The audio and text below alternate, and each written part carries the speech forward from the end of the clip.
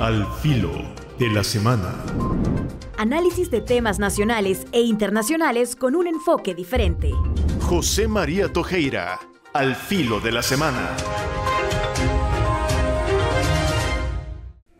De nuevo al filo de la semana.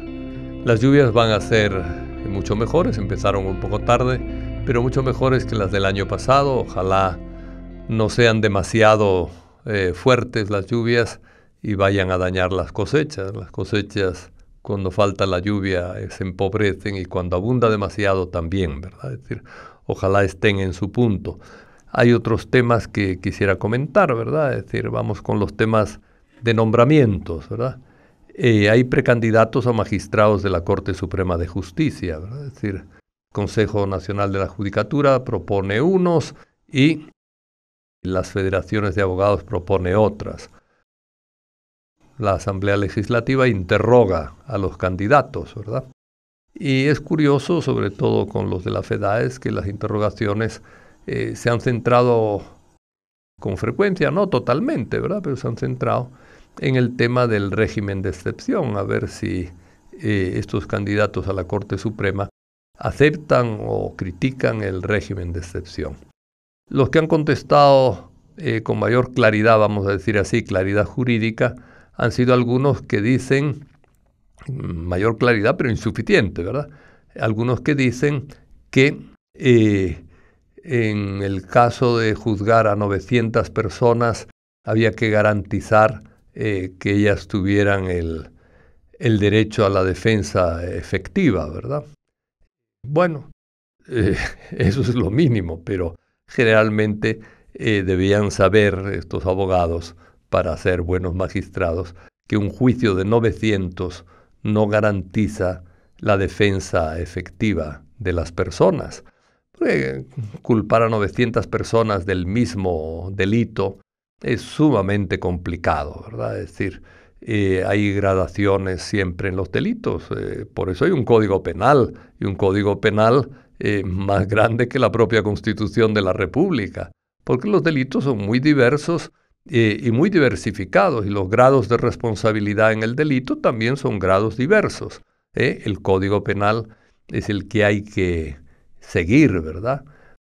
Y si se juzga a 900 personas por el mismo delito, generalmente es muy difícil el tener esa calificación adecuada. Y si no hay calificación adecuada, tampoco puede haber una defensa efectiva. Yo creo que la mayoría de los candidatos a la Corte Suprema tienen miedo de expresar un criterio jurídico claro y sensato sobre algunos efectos del régimen de excepción, como es la detención de una alta proporción de gente inocente, o como es un sistema judicial impuesto de 900 en 900 o en grandes cantidades, que impide la defensa efectiva de las personas, y todo el mundo tiene derecho a la defensa. Ojalá los abogados cobren conciencia, y cobren más que conciencia, valor, ¿verdad? Porque creo que hay demasiados abogados paniaguados, ¿verdad? Al menos entre los candidatos a la Corte Suprema, y demasiado también temerosos de no ser aceptados si no dicen lo que los diputados quieren escuchar, ¿verdad? Es decir, que es alabar el régimen de excepción. En fin, esto es de nombramientos, es importante reflexionar sobre ello.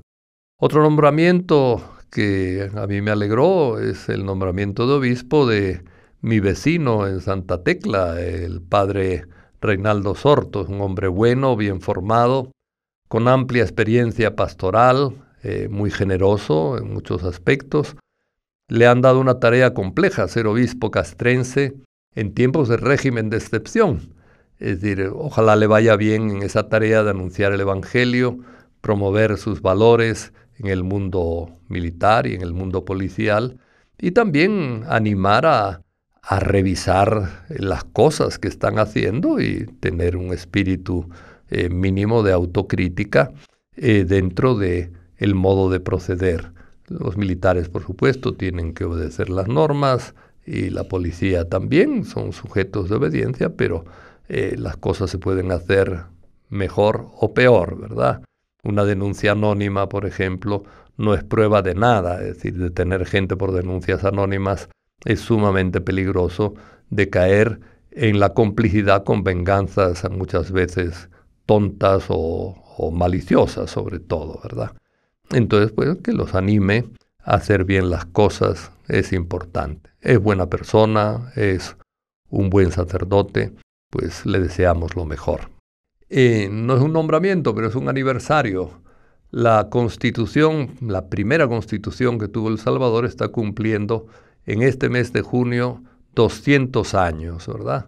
200 años de la Constitución de Centroamérica, donde se fundó realmente, porque hasta que no hay Constitución hay país con su nombre, América Central, etcétera, Provincias Unidas de América Central, pero ya la Constitución le da cuerpo al Estado, somos personas sujetos de derechos, ¿verdad? Y de deberes también.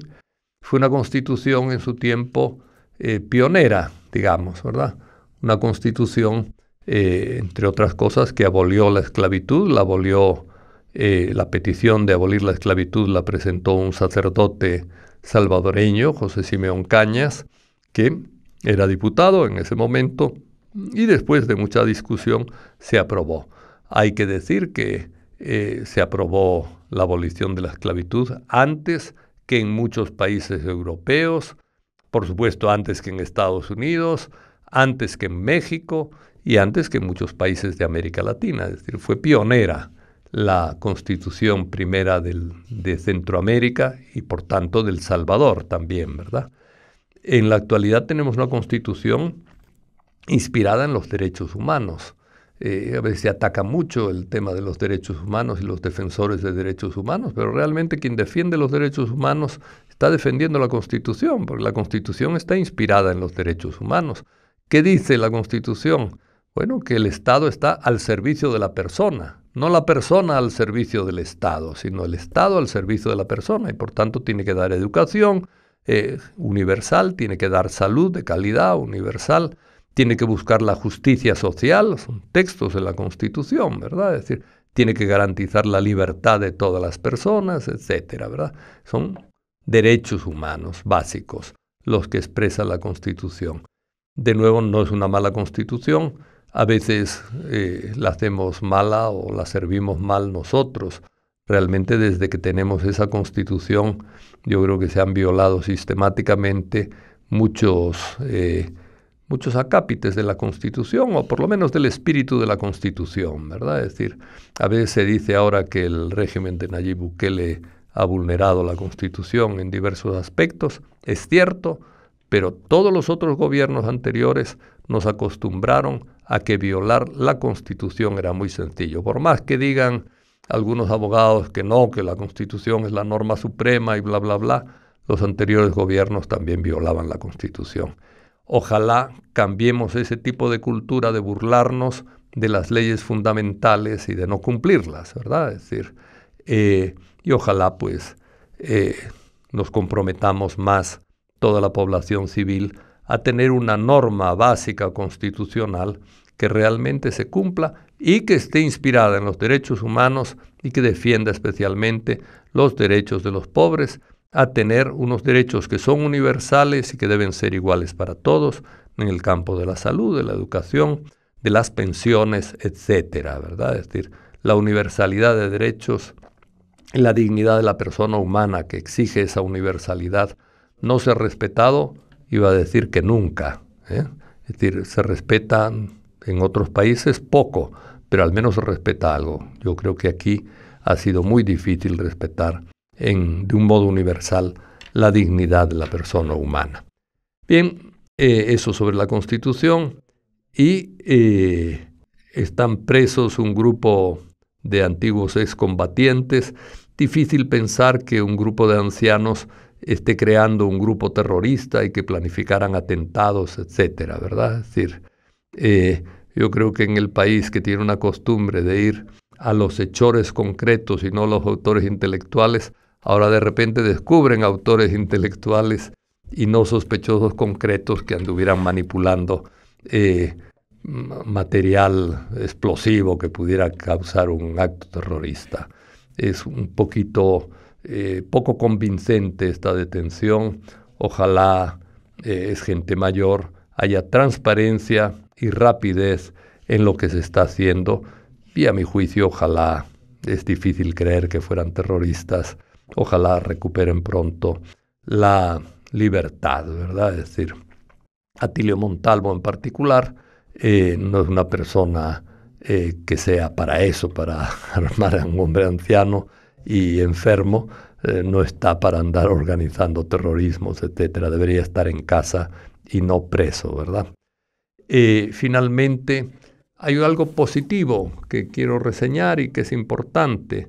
Va a haber una contratación importante de psicólogos en el sistema de emergencias médicas. Yo creo que esto es muy positivo y muy bueno, ¿verdad? Es decir, para el país. En el país ha habido un desprecio casi absoluto y permanente de la salud mental de las personas, ¿verdad? Es decir, un país que ha tenido guerras, que ha tenido desastres naturales, que ha tenido accidentes a escala, que ha tenido tanta criminalidad. Es un país con una enorme posibilidad de crisis psicológica en las personas. Y el sistema de salud no tenía psicólogos, ¿verdad? O si los tenía, eran una cantidad mínima, ridícula. A mí me contaba la doctora María Isabel Rodríguez, cuando fue ministra de Salud, que cuando ella llegó al ministerio, en el departamento de salud mental del ministerio trabajaban 5 personas y solo 2 eran psicólogos. Los demás eran administradores. Entonces, eso es una burla de las necesidades del pueblo salvadoreño, ¿verdad? Que contraten más psicólogos, ojalá contraten una buena cantidad de psicólogos y que se haga una política pública de atención a la salud mental de los salvadoreños, me parece importante y muy positivo. Y eso es todo por hoy. Que tengan un buen fin de semana. Al filo de la semana. Análisis de temas nacionales e internacionales con un enfoque diferente. José María Tojeira, al filo de la semana.